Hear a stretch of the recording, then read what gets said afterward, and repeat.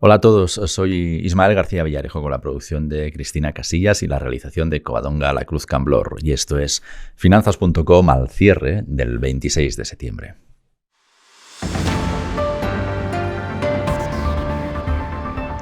Inversores, muy bienvenidos. Josep y yo os estábamos esperando. Josep, bienvenido y bien conectado al centro de noticias de Finanzas.com. Hola Ismael, buenas tardes. Josep Codina es director de análisis de la revista Inversión y precisamente la revista Inversión esta semana está explicando el cambio de rumbo que las farmacéuticas han aplicado a su estrategia sobre las investigaciones en Alzheimer. Temen que después de miles de millones dedicados a pruebas y ensayos de medicamentos, miles de millones y años, al final se hayan metido en un callejón sin salida, y estamos viendo cómo precisamente, una de las cosas que se puede extraer de tantos años y de tantas inversiones es aprender de los errores. Pues esos errores parece ser, según explica la revista Inversión esta semana, que da fruto a nuevos campos a explorar mucho más prometedores para llegar a una solución al Alzheimer. Hay varias farmacéuticas implicadas, como contamos en la revista. Una de ellas, una firma de ellas es española, es Grifols. Josep, nos gustaría analizar contigo, si te parece, estos valores. Arrancamos el episodio analizando estos valores, que hemos seleccionado 5. Hay muchos más laboratorios implicados. Todos los detalles, evidentemente, están en la revista. Pero, Josep, nos gustaría empezar por ahí. Luego, si te parece, hablamos un poco de sentimiento de mercado, teniendo en cuenta pues, los grandes hitos o los nuevos elementos con los que cerramos la semana anterior, FED, encuestas bajistas y demás. Lo repasamos luego, si te parece, Josep, y nos concentramos ahora en ver cómo podemos invertir en la investigación sobre el Alzheimer. Hablábamos de Grifols. Precisamente la semana pasada se le autorizó la comercialización de un nuevo test para la detección temprana de la enfermedad. Pero ni con esas, Josep, consigue posiciones más o menos interesantes o una performance más o menos interesante en la bolsa. No, y eso que Grifols es de los valores que dirías que no dependen del BOE. Es una empresa que además pues está calificada desde el gobierno de los Estados Unidos como estratégica a nivel mundial por todo el tema, evidentemente, del tema del plasma y del tema sanguíneo. Pero está claro que que lleva unos ejercicios ejercicios que no levanta cabeza, ¿no? Veníamos de marcar máximos históricos por encima de los 34 euros antes de la pandemia, pero después de la pandemia incluso intentaba la recuperación en V que se produjo cuando tuvimos la pandemia, intentó recuperar esos niveles, pero desde entonces solo ha hecho que caer y marcar mínimos cada vez más bajos y máximos también cada vez más bajos. Uh-huh. De hecho, esta semana pasada perdía también la zona de los 11 euros, que son realmente niveles que no se veían desde el año 2013. ¿no? Con lo cual nos da una idea de cómo de castigado está el valor, y realmente no tenemos un patrón todavía que nos esté marcando el fin de esa corrección. De hecho, para hacer inversiones en este tipo de valores deberíamos esperar a que encontrar una estructura, un patrón de suelo que fuera más o menos consistente y apuntarnos al carro cuando ya inicie ese giro, ese cambio de tendencia. Intentar buscar los suelos en los valores y en los mercados es una situación que cuesta, ¿no? Y más en este tipo de valores que, como bien ahora has comentado con el tema del Alzheimer, dependen de noticias y sobre todo de las aprobaciones, de cómo van sus investigaciones, y eso realmente es poco transparente. Uh-huh. Y los valores reaccionan una vez se conocen estos datos, ¿no? Uh-huh. Con lo cual, hay que entrar más sobre seguro y acompañarlo a los valores cuando entran o cogen estos recorridos, ¿no? Por ejemplo, a mí se me ocurre ahora, incluso cotizando estos niveles por debajo de los 11, que yo no me estaría planteando una entrada en Grifols hasta que no superara la zona bien de los 12.70, es decir, con un fuerte recorrido avance que me dijera dijera que, bueno, pues que ya están ellos. Tiene intención de cambiar, ¿no? Uh-huh. Sin embargo, Grifols, comentabas que no es capaz de avanzar, pero no es la única farmacéutica, el único gran laboratorio que vemos que tiene también cierta impotencia, ¿no?, para poder convencer a los inversores. Entiendo también que tiene que ver con la situación, las amenazas de recesión. Hay cierto temor ahí y parece que este tipo de valores no están aportando lo que buscan ahora los inversores. No sé si el diagnóstico general, vamos enseguida a 4 valores más, pero no sé si el diagnóstico general sobre el sector salud es ese o qué puede estar pasando ahí. Bueno, en teoría el sector salud sería uno de los que se podría considerar como realmente defensivos, ¿vale? Y debería además protegernos en entornos inflacionistas como en el que de hecho estamos, y estamos viendo que hay muchos valores y el sector está débil, es decir, hay muchos valores que no están respondiendo desde el punto de vista de las farmacéuticas precisamente a este patrón que tocaría, ¿no? Es verdad que también hemos venimos de una situación con el tema del COVID, con unas inversiones que se han hecho muy importantes. Ha habido compañías que les han salido rana, como por ejemplo pues la propia Grifols, sí, o por ejemplo grandes, otros de los valores que veremos como Roche, por ejemplo, que no han acabado de completar y se han perdido estos movimientos, y evidentemente pues eso les ha podido detraer pues parte, y que ahora pues toda esa gran inversión que se hizo, ese gran flujo de dinero que fue a esas compañías para este caso en concreto, ahora es difícil que se ha quedado como seco, ¿no?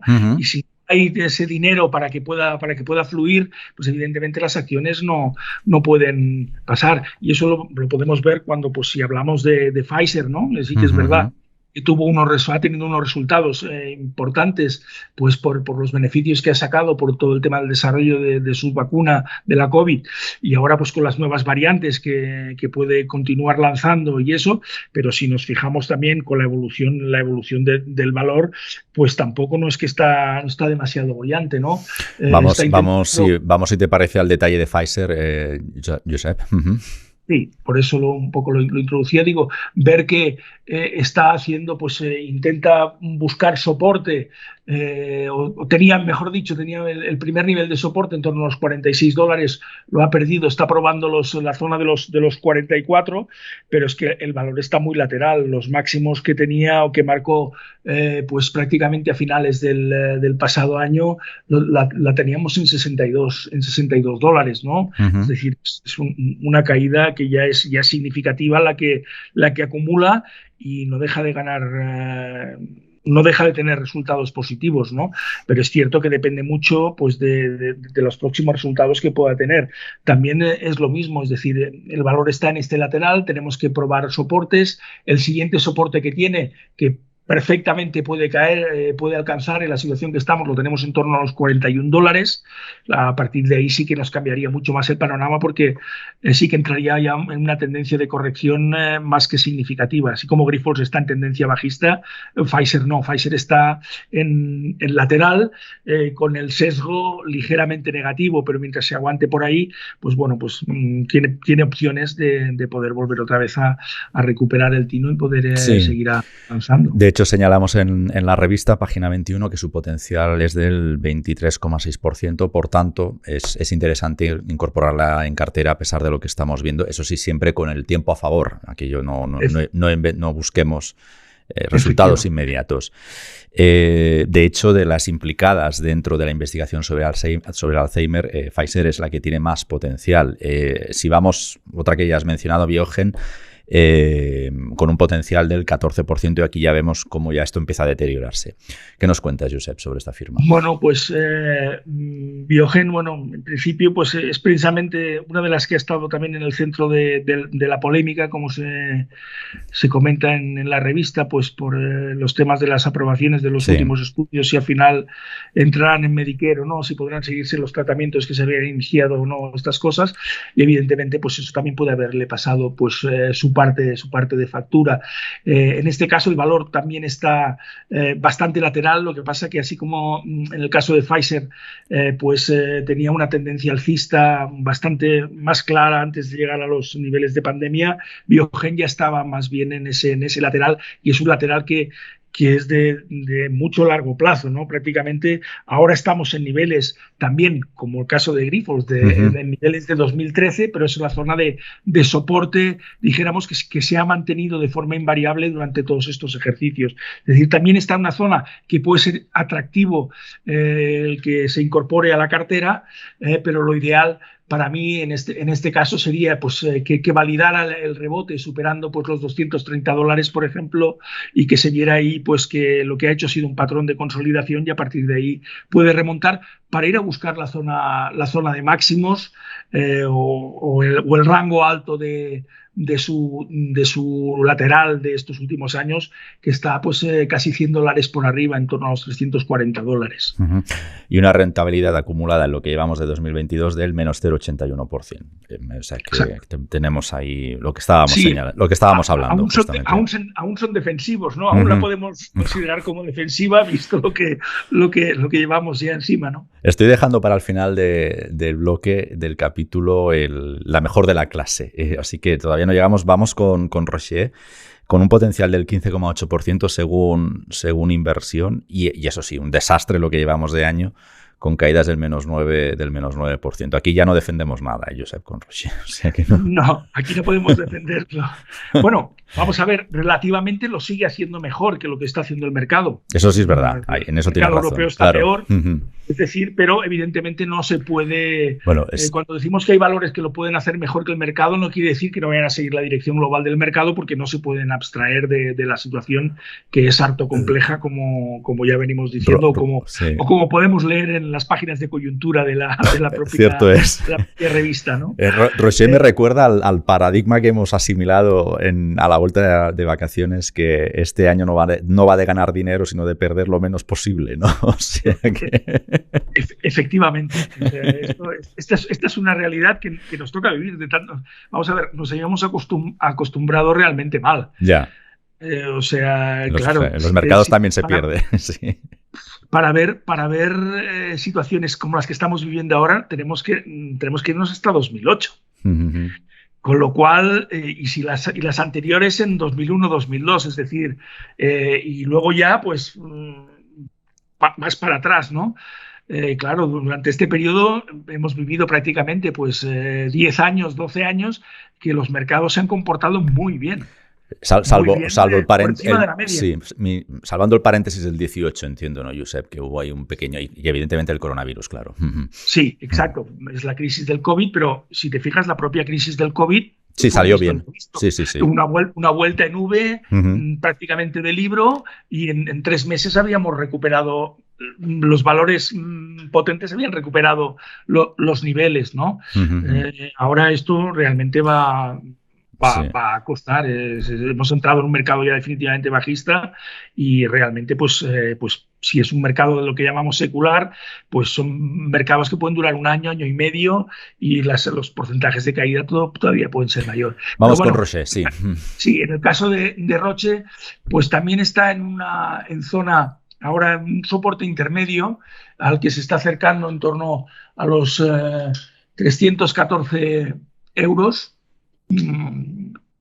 Francos suizos, y lo que ocurre es que tiene unos mínimos que hemos visto este año en torno a los 300. Ahí sería todo lo que sería esta zona, en tanto no se perdiera, sería zona posible de acumulación, y realmente el nivel que nos dispararía la entrada sería la superación de los 330. A partir de los 330 francos suizos, yo creo que se podría volver otra vez a intentar que el valor fuera a buscar sus zonas de altos, que le puede llevar hasta entre los 380 y los 400 francos suizos. Ajá. Vamos ya con el mejor de la clase, el Lilly, con un potencial del 25,6. Es de los laboratorios implicados en la investigación sobre el Alzheimer, es el que más potencial tiene hoy por hoy, y también el que mejor rentabilidad el que más rentabilidad nos ha ofrecido este año, con el 25,2%, y con un potencial tampoco despreciable del 10%, viniendo de donde viene, es decir, de ya meternos un 25 en vena este año.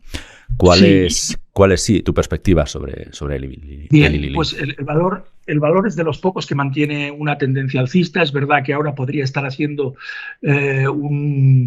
una figura de techo, ¿vale? Pero vamos, para confirmarla tendría que perder el nivel de los $275, ¿vale? Estamos cotizando pues esta semana en torno a los $310, más o menos, es decir, que tiene margen todavía para asumir y pensemos que está muy cerca de sus máximos históricos.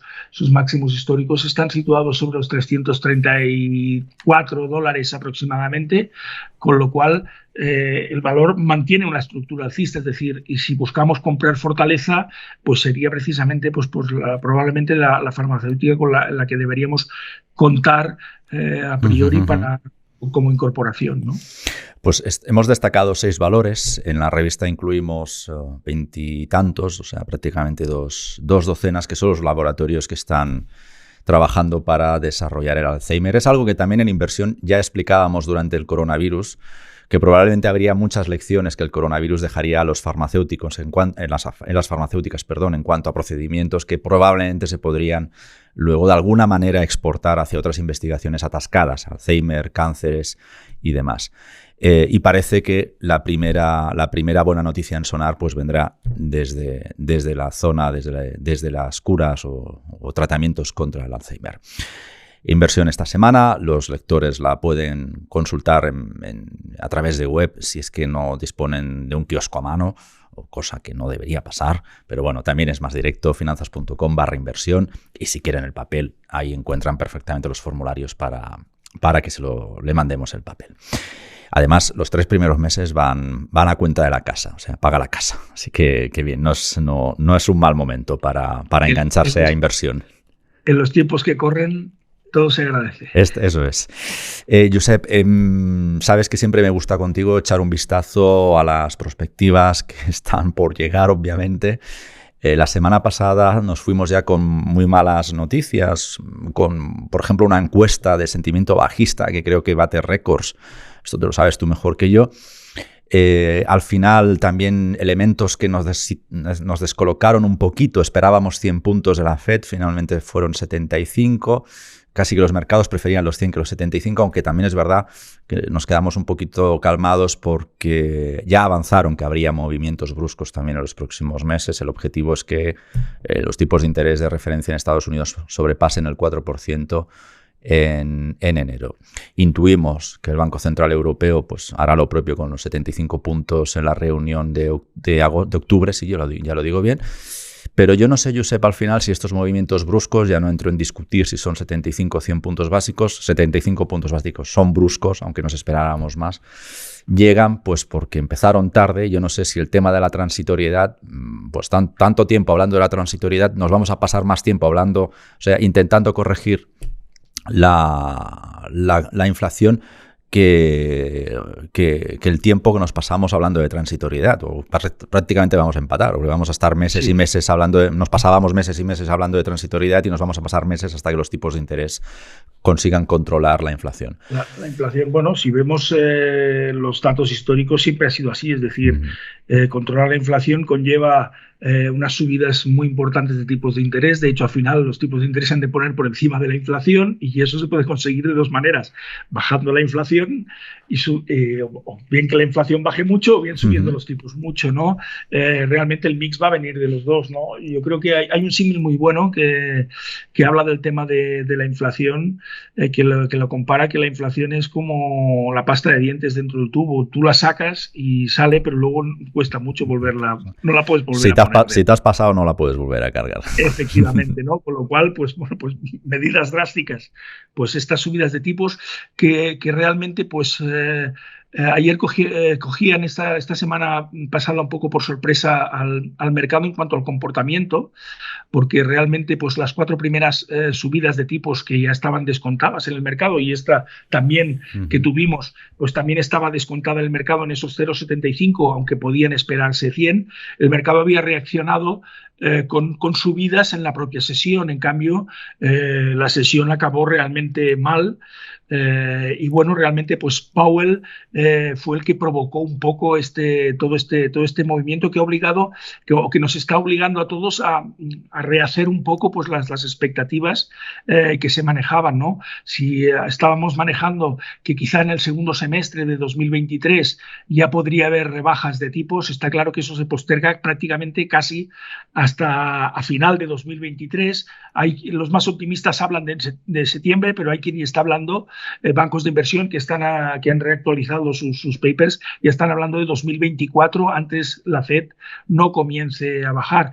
Queda claro que en la reunión de noviembre va a subir 75 puntos básicos más, en la reunión de diciembre va a subir 50 puntos básicos más y que en la reunión de febrero va a subir otros 25 puntos básicos más y que ahí en principio establece que va a hacer una pausa y a ver cómo se va a comportar la inflación, no solo la inflación sino la economía, ¿no? La perspectiva es que esto nos lleva directamente a una recesión. Es decir, si estamos viendo las inversiones que tenemos en las curvas de tipos ya casi prácticamente en todos los plazos, claro, los tipos a 2 años han alcanzado esta semana pasada alcanzaron el tipo del bono del Tesoro el 4%, claro. Y el 10 años se ha situado en el 3,60, o sea, la inversión es clarísima. Cada vez que esto se ha producido, prácticamente pues, la lectura es que entramos en una recesión. Eso que nos va a provocar también, de alguna forma, pues que la economía se resiente. Si la economía se va a resentir, los beneficios empresariales sin duda se van a tener que resentir también, con lo cual, pues bueno, pues eso eleva el grado que decíamos de sentimiento pesimista, ¿no? Para esta semana, para nuestros suscriptores seguramente les plantearé una pauta. Ya sabéis que a mí me gusta mucho el tema de las pautas, estas estadísticas que manejamos. Si hablábamos que este año hemos hablado que estamos precisamente ahora, en esta semana ya va a ser la última, pero en teoría estábamos en los 15 últimos días, los 15 peores últimos días para las bolsas. Son estos finales de septiembre. Estamos en el peor mes del año, que es septiembre para la bolsa. Estamos en el peor año del ciclo presidencial americano y he rescatado, según cómo acaba el año, qué rentabilidades se obtienen, y resulta que el año que peor rentabilidad se obtiene son los años que acaban en 2 y estamos en 22. Con lo cual digo, este año no nos vamos a librar pero las estadísticas a veces tienen un punto esotérico, Josep, eso tienes que... Vamos a ver, son pautas estacionales, o sea, de hecho, al final eso lo único que te puede conferir es, no puedes establecer estrategias directamente respecto a ellos, pero sí que tácticamente te pueden favorecer, y de hecho el sentimiento es ese. Los años estos suelen ser años débiles que puedes aprovechar para estar preparado para construir cartera. Sí, es justo te iba a preguntar ahora. Seguimos, Josep, respecto al último episodio que grabamos contigo con la tesis, la mantenemos. Empezamos a construir cartera a partir del primer trimestre del año que viene. Sí, o sea, mi escenario siempre, hasta ahora, mi escenario viene siendo en que o bien hacemos un mínimo en estos mercados bajistas, los mínimos que suelen provocar los finales o los periodos en que se producen estos finales de mercado, bien se produce en el periodo septiembre-octubre de este año, o bien se va a producir en torno a marzo del año que viene, ¿no? Con lo cual, claro, el mercado va a tender a anticipar. Ya veremos los tipos que ya se habrán situado en Estados Unidos al 4.25, 4.50.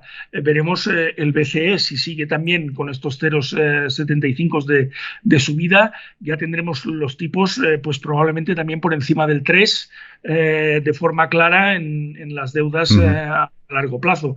Con lo cual, un inversor que pueda tener, que tenga disponibilidad de tener liquidez, ostras, va a tener que, si invierte la parte en renta fija, no se va a tener por qué preocupar de los tipos bajos, porque ya va a obtener una remuneración acorde más o menos a lo que puede ser históricamente correcto, y además todas las valoraciones, estamos viendo unas correcciones de Pérez realmente espectaculares en la renta variable, con lo cual va a entrar a un buen precio. No nos vamos a tener, no nos tendríamos que preocupar por valoraciones, ¿no? Entonces. No, yo entiendo que no nos vamos a tener que preocupar por valoraciones siempre y cuando pues nuestras perspectivas sean eso, 3, 5, 6 años vista, que seguramente pues, va a ser uno de los momentos importantes, ¿no? Cuando comentábamos el tema del sentimiento, te decía, pues a nuestros suscriptores habrán recibido pues, nuestras pautas que le vamos a comentar, pues, por ejemplo, este viernes pues, pasado teníamos una lectura de mínimos que solo en la encuesta semanal de la Asociación Americana de Inversores Individuales, con una lectura de pesimismo por encima del 60%. Esto solo se ha producido desde que hay esta encuesta en 4 ocasiones. Esta va a ser la quinta, pero es que las otras 2 ocasiones fueron en 2002 y en 2008. Por decirlo así, es verdad que se producen juntas, es decir, esta es la primera que veríamos, las otras han venido 2 en cada periodo, seguidas o distanciadas un par o 3 de meses entre una de otras, pero después que ha habido, después de esa segunda lectura tan bajista, mercados alcistas realmente importantes a largo plazo, ¿no? Por eso todo se configura en que podemos, o que estaremos en los próximos 12 meses. En los próximos 12 meses vamos a tener una oportunidad que va a volver a tardar años en producirse para volver a tener la capacidad de construir carteras con un nivel de seguridad bastante significativo e importante. Te interpreto, de momento, cómodos con la liquidez y que no nos apure estar ahí, ¿no? No. Para nada. O sea, de momento a verlas venir. Josep, pues muchísimas gracias como cada semana por ayudarnos, ¿no?, a fijar el norte, si es que lo podemos fijar con la que está cayendo, pero bueno, porque no hablamos de Rusia, porque eso también da para episodios aparte, pero bueno, en fin. Sí, ese es otro tema más que también nos ha complicado la semana. Sí. Josep, gracias. Seguimos contigo la semana que viene, pero muchísimas gracias por hacer podcasting con nosotros este lunes. Gracias a vosotros. Buenas tardes. Y a vosotros, amigos inversores. Seguid cada mañana con las claves necesarias para arrancar la sesión con Alejandro Ramírez. Y nos vemos mañana al cierre de los mercados europeos. Gracias, como siempre, por el privilegio de vuestro tiempo. Hasta la próxima.